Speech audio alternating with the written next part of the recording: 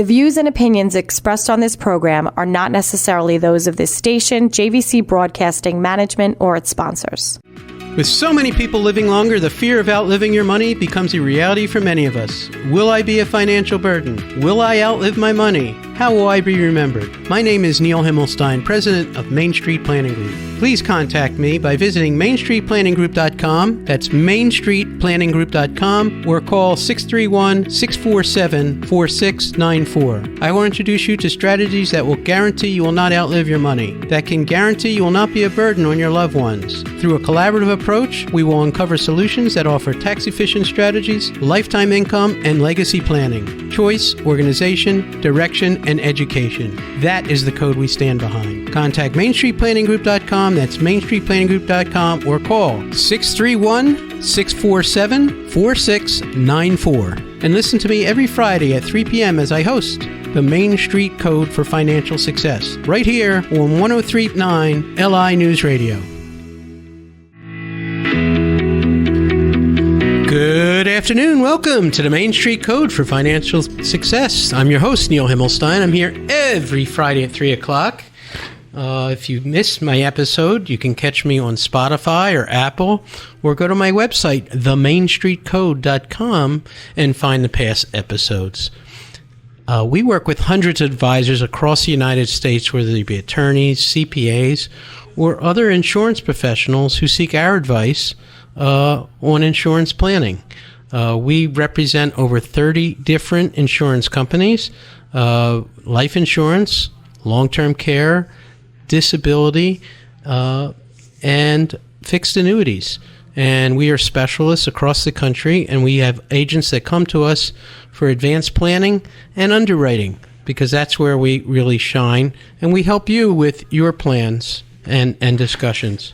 And if you don't have a team, a financial team, if you don't have an accountant, an attorney, an investment guy, or insurance guy, we can help you put those pieces together for you so that you can live comfortably in retirement and pass on to your heirs a legacy that you'll be proud of, and they'll think of you for the rest of their lives, and their children and their grandchildren. So that's what we do. Today I want to talk about philanthropy. I want to talk about giving. And we're all philanthropists, whether we know it or not. We all have our favorite charity. And after we pass away, we have 3 charities to choose from. One, it could be our family and our children. One could be actual charities. And a third could be the U.S. government. What kind of giver are you? Where do you want to leave your assets? Do you want to leave it to your children? Do you want to leave some to charity? Do you want to leave it to the government? Let them decide what to do with your money.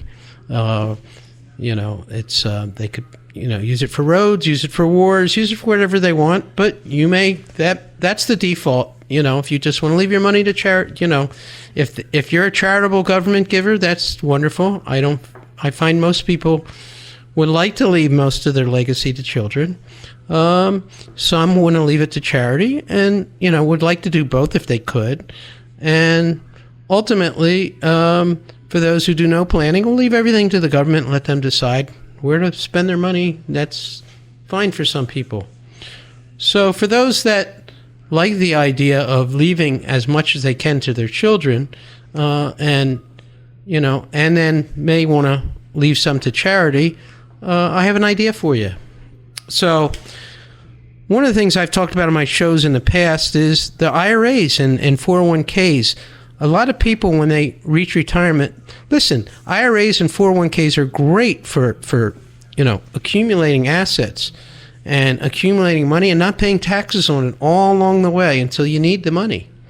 And that's fantastic. And that's what it was designed for.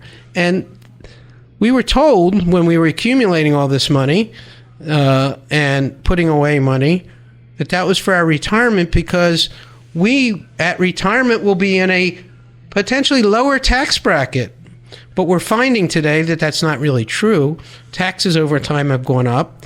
And with the biggest deficit that we've ever had, which continues to grow, they're going to have to take taxes out of something. So when we decide to take that money, it becomes very taxable, and could be that we're in a higher tax bracket when we retire than when we put our money away.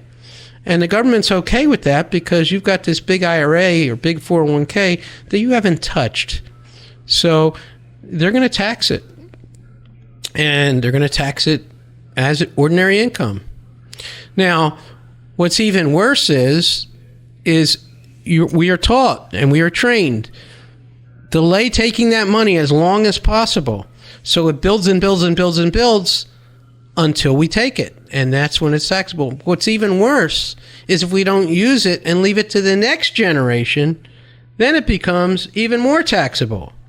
Because not only is it subject to estate tax, it's also subject to income tax to the next generation. Now, if we have put our children with the new Secure Act 2.0 as the beneficiary of that IRA or 401k, they're going to have to take that asset over 10 years. So they're going to have to pay tremendous taxes on that asset. And it could, A, potentially kick them out of government programs, and B, that $100,000 or $1 million you left behind is going to be chopped up not only to income taxes, but possibly, if they change the estate tax laws, which are due to sunset in 2025, could be estate taxable and income taxable. So it could be the absolute worst asset to leave behind. So we do recommend a spending plan. So that's the asset that we're going to leave behind, and which is the taxable one. And the other assets, we'll leave to charity. Well, that's kind of the reverse. So one of the things you can do is you can set up the beneficiary, if you're so inclined that you're really charitably good, to leave to a charity of your IRA. There's no taxes there. The charity will receive it tax-free. Or you could set up a charitable foundation that your children could run, and they could take a salary from it, and that could all be done tax-free. But better yet, why not take 1% a year out of that IRA? Just 1%. So if you have $1 million, take out, $10,000 a year and buy life insurance and leave it tax-free to your heirs, and still leave that IRA as a beneficiary to the charity or a charitable foundation of your choice that could go to multiple charities, which your children could run that charitable foundation. What a great thing. So that they'll have an income, plus they have the tax-free life insurance as an asset. You want to leave behind assets that aren't taxable to your family and leave behind taxable assets to the charity, because the charity doesn't pay any taxes on them. That's the goal. That's the idea. So if you are a philanthropist, which we all are, listen, we all want to do good by ourselves. Selfishly, we want to do best for our family. But we may have some other charitable interests that we would like to leave behind, but maybe haven't planned for. But here's a way of planning for it. If you have enough money to live on, and listen, A, you want to take care of your own living needs first. We understand that. But if you have enough money to live on, what's 1% of your retirement to secure for your children and spouses in life insurance in a tax-free world? Why leave them the taxable asset? Leave them the tax-free assets. That's all my thing is here. It's not a matter of costing you money. It's reallocating what you have to leave behind a legacy that you would like. Listen, we all want to take care of our families. So this is one way of doing it. Now, we talk about protection all the time. We're protecting this asset from taxation. That's the goal. Listen, taxation is what eats up our legacy. It eats it up as we're earning money, and it eats it up as we're taking money, and it eats it up when we leave. So I'm just offering you a different way of being charitable and leaving behind money to your heirs tax-free. That's the goal. And life insurance is the best asset in the world to do that. So I'm not saying do a lot. Just take 1% out of that asset that's going to be completely taxable, and they have to take over a 10-year period, to something that's tax-free. And as an option, you could leave it behind to a charity and let them worry because they don't have to pay taxes on it. That's one of the things I wanted to discuss today. The other thing we've discussed in the past is this GoFundMe after people pass. It's really killing me when you look at how you are living your life and how you're setting yourself up to leave it behind. I mentioned a plumber last week or 2 weeks ago that had passed, and he would buy lottery tickets every day. And you really got to look at how you're spending your assets and protecting your assets to your family. If he had put that $10 a day towards buying life insurance, he would have left his family behind over $1 million, tax-free, by the way, instead of having them have a GoFundMe page when he passed. And that's my messages for this morning or this afternoon. And we'll talk to you right after the break. You're listening to the Main Street Code for Financial Success. I'm your host, Neil Himmelstein. If you'd like to get a hold of me, I'm at 631-647-4694. That's Neil Himmelstein, 631-647-4694. And we'll be right back.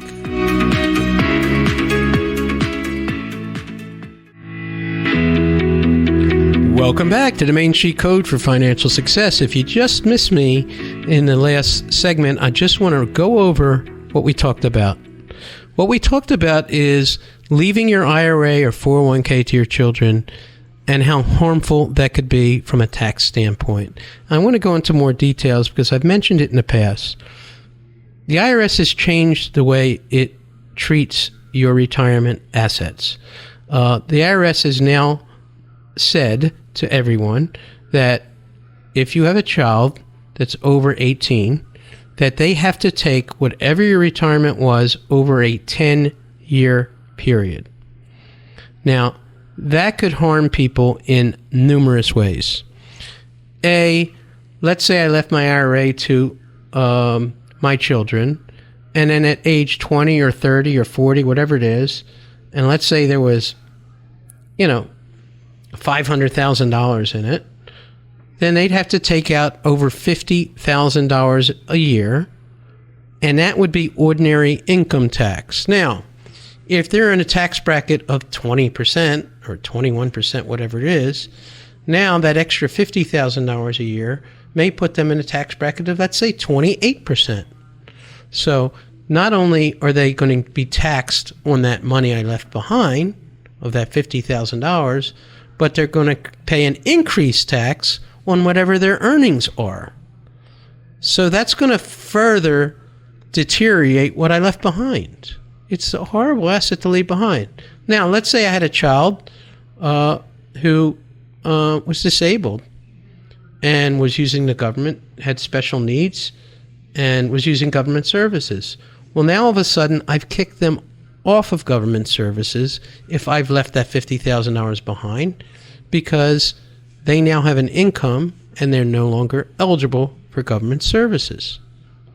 The same situation occurs if I left it to my brother or sister who's, in retirement and collecting Social Security. They may be in a 0% tax bracket, but that additional money may throw them into a 15 or 20% bracket, but now their Social Security is now taxable where it was untaxable in the past. So again, trying to do a good thing and leaving behind your IRA could be a tax burden to people rather than help people. So before the break, we talked about a 1% solution. Maybe taking 1% out of your IRA and replacing that asset with life insurance. Just 1% is going to help you. 1% of whatever that number is, whether it's 500,000, a million, 50,000, 100,000, that 1% can buy life insurance and leave that asset behind tax-free. It's huge. So this is some of the planning we do. And we're not saying not to contribute to your IRAs and 401ks. I'm saying I love it. It's great for accumulating. But the distribution of it is very important as to when you take your money out. But more important is how you're going to leave that asset if you have enough assets behind. It's a horrible asset to leave behind. It's an asset designed to spend. So let us help you put a spending plan and let you leave it behind more effectively. So with that, I would like to couple it with protecting yourself for long-term care needs. So if you need long-term care, now what is long-term care? Long-term care is a huge, huge deal because over 70% of us are going to need some sort of care, whether in our home, an assisted living, or nursing home. We just did a seminar, not a seminar, I had an event last week where Steve Stern, a legislator, came out and discussed the problem New York State is having with long-term care. The biggest supplier of long-term care is Medicaid. They cannot control the costs and expenditures of Medicaid. Medicaid is for the impoverished who've run out of their other assets. They can now get the government support of Medicaid for their long-term care needs. Now,